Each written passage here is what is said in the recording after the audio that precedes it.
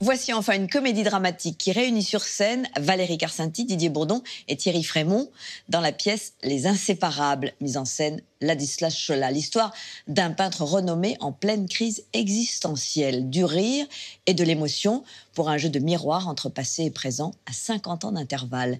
Edwige Moreau est partie sur les traces de l'héritage comique de Valérie Carcenti et Didier Bourdon.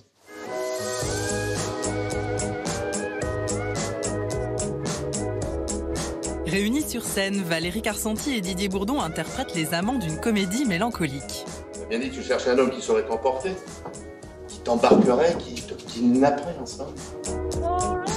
Elle est artiste et libre d'esprit, il est banquier et amoureux transi. Inséparable, c'est le titre de la pièce, mais pas seulement.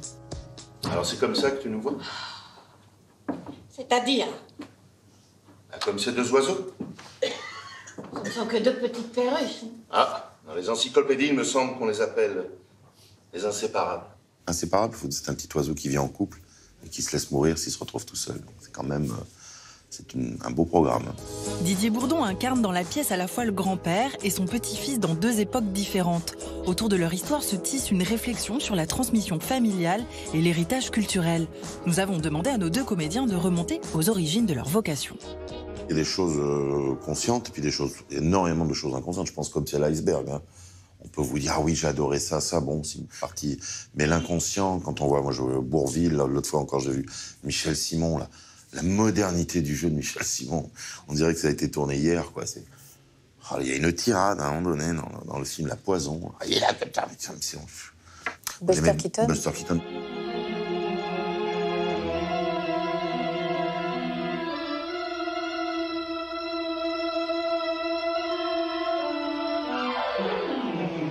Le rire, c'est quand même une finitude philosophique pour moi, incroyable. C'est quand même c'est la joie spinoziste. C'est-à-dire quand on rit, on a tout compris, quoi. Dans les années 90, Didier Bourdon se fait connaître par son exercice décalé du rire, avec Les Inconnus, aux côtés de Bernard Campan et Pascal Légitimus. Dans le groupe, un peu le leader, c'était moi, on va dire. Bernard était un petit peu l'éminence grise à côté de moi, et Pascal était le mec pêche qui disait attention. Il y avait vraiment un trio. Au cinéma, dans Les Trois Frères, on est un peu plus proche de ce qu'on est dans la vie. Quand on était en tournée, la chambre de Légitimus était hyper rangée. La mienne était un peu bordélique, celle de Bernard. Voilà, donc, parce que Pascal, c'était plus l'aîné. Et dans Les Trois Frères, toujours celui qui a peur. Non, faites pas ça, non, faites pas ça. Puis après, il pète un câble. Voilà. Moi, je suis plus le mec qui dit à l'huissier, je t'emmerde, etc., combien ça coûte. Et puis Bernard, un peu derrière, un peu l'agent Poiré, l'œil machin, qui dit, oh non, moi j'aurais fait, bim. Voilà.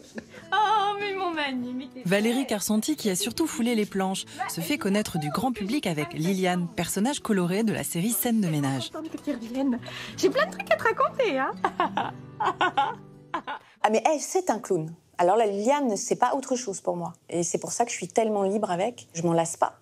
Parce que c'est un espace de liberté infini. Je peux tout faire avec elle. Ça te fait plaisir de la ridiculiser comme ça, hein? T'aimerais ça? Qu'on te le fasse, toi? Enfin, écoute! J'ai fait un stage de clown, et ce qui m'a énormément débloquée. Parce qu'en fait, le fait tout simplement d'être une jeune fille bien élevée et d'être relativement jolie, etc., m'empêchait d'être libre. J'étais un peu enfermée dans cette image-là. Et le fait d'avoir fait un clown, ça m'a libérée de mon image. Et à partir de là, je n'ai plus jamais pensé à mon physique. Et le ridicule ne m'a plus jamais fait peur. En parlant de clown, moi, quand j'étais petit, c'était le clown Grock. Il y a un truc qui m'avait vachement plu. Moi, parce qu'il avait un piano à queue. Un gars qui était tout con, mais il jouait vachement bien. Le piano était trop loin. Il se lève, il pousse le piano au lieu de rapprocher le tabouret.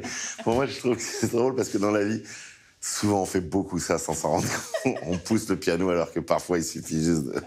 Le rire et les larmes, c'est le même canal. Ce qui m'intéresse dans la comédie, c'est de travailler sur la fragilité, sur le chagrin, sur la misère, sur la peur. Il n'y a rien qui nous fait plus rire Enfin, moi, il me fait plus rire que quelqu'un qui se casse la gueule. Et pourtant, il peut se péter le col du fémur. Quand on éternue, c'est pareil, ça me fait mourir de rire parce qu'on perd le contrôle. C'est extraordinaire parce qu'on est là, on essaie de porter beau, de parler correctement, etc. Bon, là, c'est foutu, c'est terminé. Allez hop, au revoir. Et c'est ça que j'adore dans la vie. Mouchoir, voilà. Et c'est ça j'adore ça. Et ça, qu'est-ce que c'est? Encore une idée avant-gardiste de ton ami André Bloch, je suppose. Non, pas vraiment. Non, ça, c'est une bricole en dentelle de Calais, dans laquelle tu pourras te glisser lorsque tu seras fourbu et tu accompagneras tes longues nuits solitaires.